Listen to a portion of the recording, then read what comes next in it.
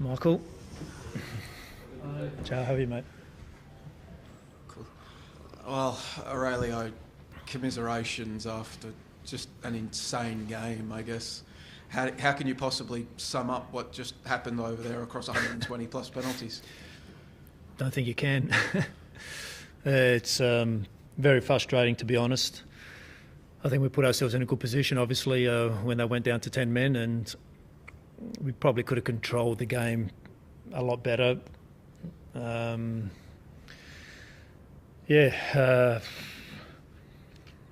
don't know what we had, 30 shots on goal.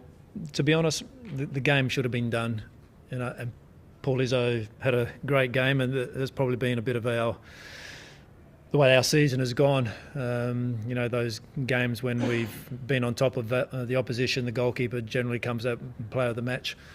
I think that would have happened also tonight, but we got to take our chances. And in the second half, to be honest, everyone always says, why can't you just absolutely smash teams when they go down to 10 men? But the reality is if you lose discipline, if you lose structure, then you're going to lose a battle. And we did for periods of that second half. We weren't good enough, and we weren't good enough for long enough against 10. And in saying that, the chances that we created, it really, it's so funny, but those moments should have made our game a lot more comfortable than it was. As you said, you've seen plenty of opposing goalkeepers had good games against you this season, but have you ever seen a goalkeeper have as good a game as Paul Izzo has in the A-League? It's a difficult question. There probably has been. He had a night out. That's fair enough, and well done to him. That doesn't help me or or our players, unfortunately. It is what it is. It's all part of it. The extra time, Leo had a great chance towards the end there as well. And then the penalties becomes a bit of a lottery, doesn't it? Doesn't matter what you do. We practice almost every day. We did practice every day our penalties, and sure, we made some substitutions, so that's always going to change.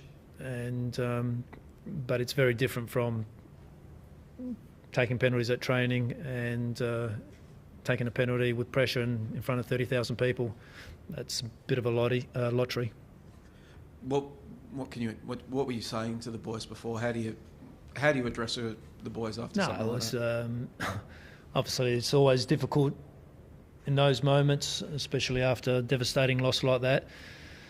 But basically what I said earlier, just continuing to stick to structure, stick to discipline, keep doing it for long enough, because when we do, or this group, when we do, we're very, very good.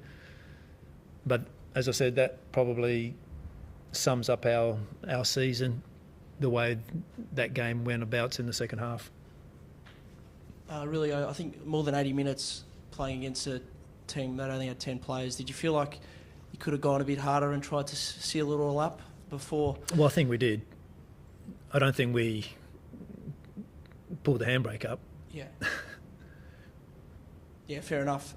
Did you feel like you could have gone even harder though, or were you happy with the approach? No, I think I just mentioned that doing things, sticking to structure, sticking to discipline. Everyone's got their own individual abilities, but doing it for longer. We're just not. The whole season's been like that, trying to get them to play in a manner that puts enough pressure on the opposition for longer periods. So doing all those little things harder and longer, as I mentioned earlier,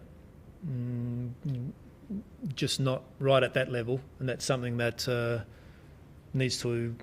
obviously needs to improve.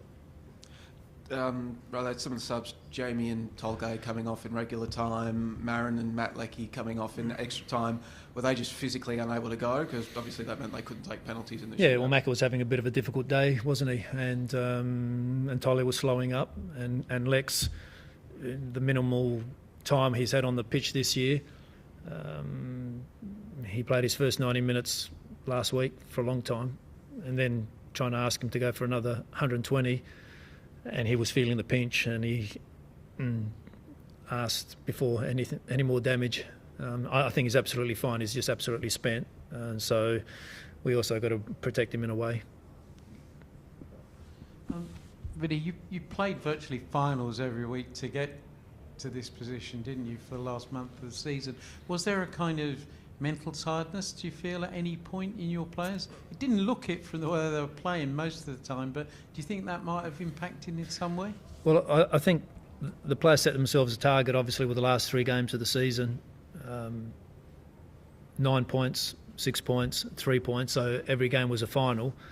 And obviously there's, after the first one, there's always added pressure because you needed 2 wins, and then there's even more added pressure because you needed the final win last week to get over the line into the 6, and that does take a toll. But we had a good discussion during the course of the week about just resetting now, because it didn't happen, but it can happen where you set yourself a target and you finally get there, like for us getting into the 6, and then you can go, oh, okay, we've done our job now, and we'll take it easy and take the foot off the gas. But that certainly wasn't the case, and we had a really good week at training.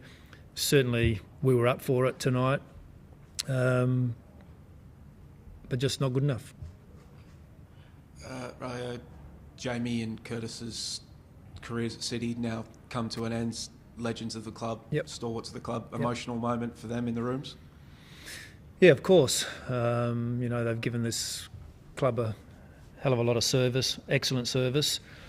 It's a pity, because I thought we could have gone a little bit further than we did tonight, and unfortunately they bow out in a way, in not the greatest of circumstances, but unfortunately that's the game. There's absolutely zero sentiment in the game, and as coaches, we've got to figure out a way how we're going to win, and that's what we do. And as I said, I think I mentioned to you the other day that what the club has done for those players now that are leaving sets a really nice culture and a really good history here at the club.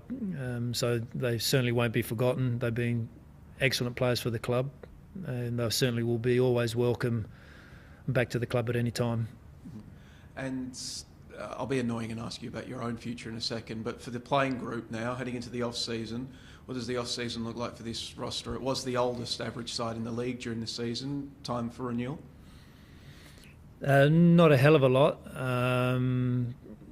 Certainly there will be a few, but I think the turnover last season, I think 14 or 15 players, is way too much. For whatever reasons they did happen, but I'd imagine a much smaller turnover in the off-season.